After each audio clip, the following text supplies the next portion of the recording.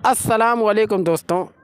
ऐसे भी कौम के गद्दार हैं, मुनाफिक, झूठे, जिनकी वजह से आज मुफ्ती सलमान अज़हरी की रिहाई में रुकावटें पैदा हो रही है। इसने मुफ्ती सलमान अज़हरी के बारे में बहुत कुछ बोला है दोस्तों। आज इसी की वजह से मुफ्ती सलमान अज़हरी की रिहाई में रुकावटें पैदा हो रही है। अस्सलामुअलैकुम वरहमतुल्लाहि वबरकातुह। शायर ने बहुत ही सटीक लफ्ज़ों में कहा है कि हमें अपनों ने लूटा, गैरों में कहाँ दम था। हमें अपनों ने लूटा, गैरों में कहाँ दम था। मेरी कश्ती वहीं डूबी जहाँ पानी कम था। मुफ्ती सलमान अज़हरी साहब पर केस हुआ, जूनागढ़ आपको जाना पड़ा, अदालत में पेश हुए और फिर वहाँ से आपको ज़मानत मिली। लेकिन वहाँ की एटीएस ने, एसपी एटीएस ने जो बात कही है वो बहुत ही चिंताजनक है। दरअसल एटीएस ने जो कहा है वो इस शख्स के बयान की वजह से कहा है। ये सूफ़ी खानका एसोसिएशन का अध्यक्ष सूफ़ी कौसर मजीदी है। इसने मुफ्ती सलमान अज़हरी साहब पर तरह तरह के आरोप लगाए थे और इसने बाकायदा मुफ्ती सलमान अज़हरी साहब के हवाले से लेटर पैड जारी किया था, जिसमें उसने इल्ज़ाम लगाया कि पाकिस्तानी कनेक्शन है, इख़वान जैसी तंजीमों से कनेक्शन है और न जाने क्या क्या इल्ज़ाम लगाए।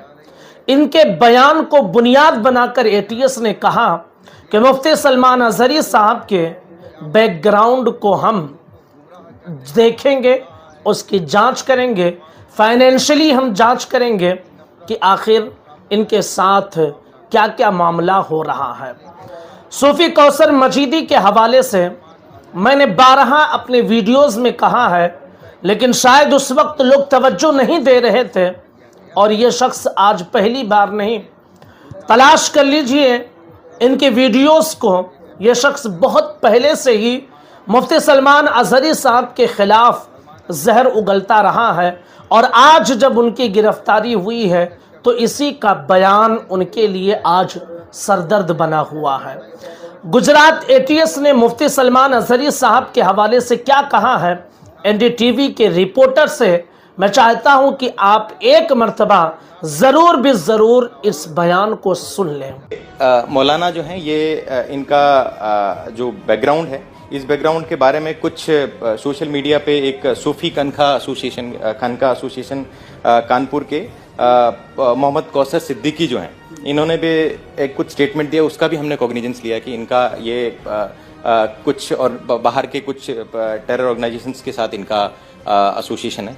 ये सूफ़ी की आप बात कर रहे हैं, कौसर हसन, मोहम्मद कौसर हसन, उनका जो स्टेटमेंट है वो बहुत ही स्टार्टलिंग है। इन्होंने तो बड़े स्पेसिफिक तौर पे कहा है कि ये एक तरह से सामाजिक विग्रह पैदा करने के हर काम को बढ़ावा दे रहे हैं और उसके साथ साथ उन्होंने ये भी कहा है कि जो गजवाए हिंद का एजेंडा है उसको प्रोपोगेट करने में लगे हुए हैं। तो ये कितना सीरियसली ले रहे हैं आप इसमें? जी, हम ये इसमें इसके पीछे क्या सच्चाई है ये हम इनके पीछे की जो है वो चीज़ें हम इन्वेस्टिगेट करेंगे। इस पूरे इनका जो ये ट्रस्ट है, इनका जो फाइनेंशियल, इनकी जो फाइनेंसिंग है और इनकी फाइनेंसिंग के बाद इनकी एक्टिविटीज़ है, इनके ट्रस्टीज हैं, इन सबको हम इन्वेस्टिगेट करेंगे और उसके बाद जो है आगे की कार्रवाई की जाएगी। यानी आप ये कहना चाह रहे हैं कि ये जांच सिर्फ भड़काऊ बयान तक सीमित नहीं है, इसके अलावा जो इनके ऊपर इल्ज़ाम लग रहे हैं रेडिकलाइजेशन को प्रमोट करने के या फिर टेररिस्ट एक्टिविटीज़ जो हैं उसको इनडायरेक्टली सपोर्ट करने के, वो सारे जो मामले हैं वो अब जांच के दायरे में। ये जिस ट्रस्ट से जुड़े हुए थे और क्योंकि ये इस ऑफेंस में एक एक्यूज्ड हैं तो इनकी बाकी सभी पुरानी एक्टिविटीज़ और इनके ट्रस्ट की एक्टिविटीज़ और इनके जो ट्रस्ट की फाइनेंसिंग है, इन सब के बारे में हम डिटेल्ड इन्वेस्टिगेशन करेंगे। तो यानी अभी जो सेक्शंस हैं ये इसमें और बहुत सारे जो स्ट्रिंजेंट धाराएं हैं वो भी ऐड हो सकती हैं। वो डिपेंड करता है कि जो है आगे के इन्वेस्टिगेशन में क्या क्या चीज़ें निकलती हैं और सब आगे के इन्वेस्टिगेशन की जो चीज़ें बाहर आएगी उसी में पता लगेगा। आप लोग अभी किसी भी पॉसिबिलिटी को इग्नोर नहीं कर रहे?